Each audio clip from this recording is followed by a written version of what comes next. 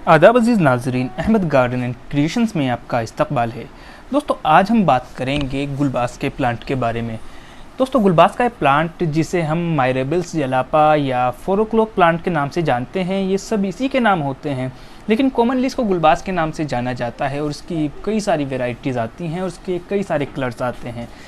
दोस्तों इसमें जो मेन कलर्स होते हैं वो एक तो ये पिंक वाला कलर है और दूसरा येलो कलर। ये बहुत आसानी से सब जगह मिल जाते हैं।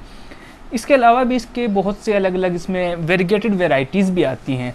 तो दोस्तों ये जो प्लांट है ये शाम के वक्त इससे फूल खिलते हैं, 4 बजे के बाद इसके फूल खिलना शुरू होते हैं, तो इसीलिए इसको 4 o'clock प्लांट भी कहा जाता है। और इसके जो फ्लावरिंग का सीज़न है वो गर्मियों से शुरू होता है और सर्दियों के स्टार्ट तक इसका सीज़न बना रहता है। यानी ये गर्मियों से शुरू होकर और अक्टूबर नवंबर तक इस पर फूल खिलते रहते हैं और बरसात के सीज़न में इस पर बहुत ज़्यादा फूल आते हैं और पूरी तरह से फूलों से प्लांट लद जाता है। तो दोस्तों इसकी केयर के बारे में कुछ बात कर लेते हैं। दोस्तों सबसे पहली बात तो ये है कि हम इसको गमले में लगाएं या ज़मीन में लगाएं, ये दोनों ही जगह अच्छे से ग्रो कर लेता है और इसको बहुत ज़्यादा रिच सॉइल की ज़रूरत भी नहीं होती, यानी ऐसी मिट्टी की ज़रूरत नहीं होती इसमें बहुत ज़्यादा खाद हो, बल्कि कम खाद में भी ये ग्रो कर लेता है। लेकिन इसके अगर आपके यहाँ की मिट्टी बहुत ज़्यादा बंजर टाइप की है और अनफर्टिलाइज्ड है तो उसमें फिर आपको ज़रूरत है कि आप थोड़ा बहुत खाद का आपको इस्तेमाल करना पड़ेगा। लेकिन ये है कि बार बार उसमें फर्टिलाइज़र की भी ज़रूरत नहीं होती कि जिस तरह से हम केमिकल वाले खाद अपने प्लांट्स को देते हैं। लेकिन अगर आपके प्लांट पर सही से फ्लावरिंग नहीं हो रही है तो आपको फिर कुछ ना कुछ खाद की ज़रूरत होगी। इसके लिए आप DAP का इस्तेमाल कर सकते हैं और साथ में NPK का भी आप थोड़ा, यानी कि अगर 1 चम्मच DAP आप अपने प्लांट में डाल रहे हैं तो उसका 1/4 आप NPK साथ में लगाकर अपने प्लांट में डालें तो ये बहुत अच्छा होता है।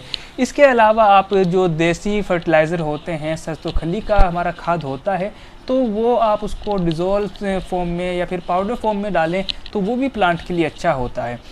और दोस्तों सबसे जो इसकी खूबसूरत बात है कि अगर एक प्लांट हम एक बार लगा लेते हैं और सही तरह से उसकी केयर करते हैं तो फिर हमको कभी दोबारा नर्सरी से या कहीं से भी प्लांट लाने की ज़रूरत नहीं होती, क्योंकि जब इसके फूल खिलकर ख़त्म होते हैं तो इसके फूलों के पीछे बीज बनना शुरू हो जाते हैं और ये बीज काफ़ी तादाद में हमारे पास इकट्ठा हो जाते हैं, तो उनको हम अगले सीज़न में ग्रो करके नया प्लांट बना सकते हैं। और ऐसा ही नहीं बल्कि इसके जो बीज हैं वो खुद ही बिखर कर मिट्टी में मिल जाते हैं और अगले सीज़न में खुद ब खुद उनसे नए प्लांट उगाते हैं। अब ये जो प्लांट आप देख रहे हैं और पिछले कई सालों से मैं जो वीडियोज़ बना रहा हूँ वो प्लांट्स खुद ब खुद ग्रो हो जाते हैं।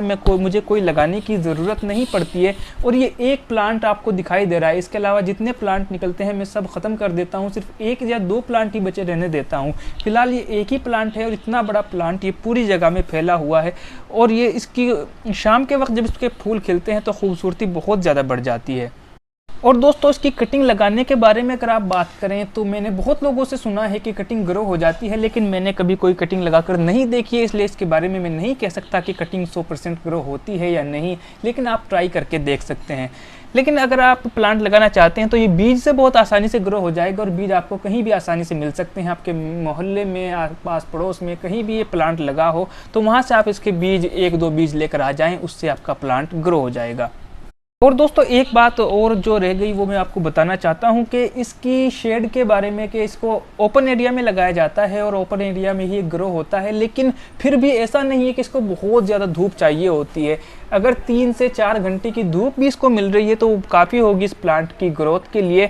और वैसे भी गर्मियों का प्लांट है तो गर्मियों में तो ऑलमोस्ट धूप आती ही रहती है, तो ये बहुत आसानी से ग्रो हो जाता है। तो बस हमको कुछ ख़ास बातों का ध्यान रखना होगा और हमारा प्लांट बहुत अच्छी तरह से फूल देता रहेगा। इस प्लांट के बारे में अगर आपकी कोई भी समस्या है, कोई भी प्रॉब्लम है या सवाल हैं, वो आप कमेंट बॉक्स में सवाल पूछ सकते हैं। मैं कोशिश करूंगा कि आपके सभी सवालों के जवाब दे सकूं। उम्मीद करता हूं कि वीडियो आपको अच्छी लगी होगी। अगर आपको ये वीडियो अच्छी लगी है तो वीडियो को लाइक कीजिएगा।